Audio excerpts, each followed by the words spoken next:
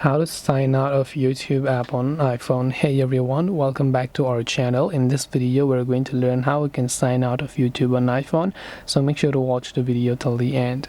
If you want to sign out of YouTube app on iPhone, open up the YouTube app and this is the kind of interface that you will see.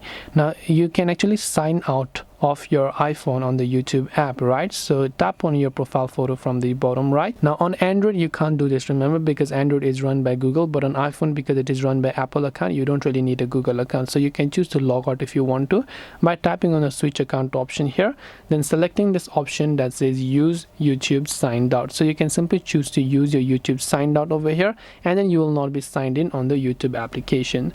So this way you should be able to go ahead and then basically use YouTube signed out. I hope that this video helped you. If you have got any more questions, feel free to also leave them down below. Thank you for watching till the very end of this tutorial, and as always, see you soon in the next video.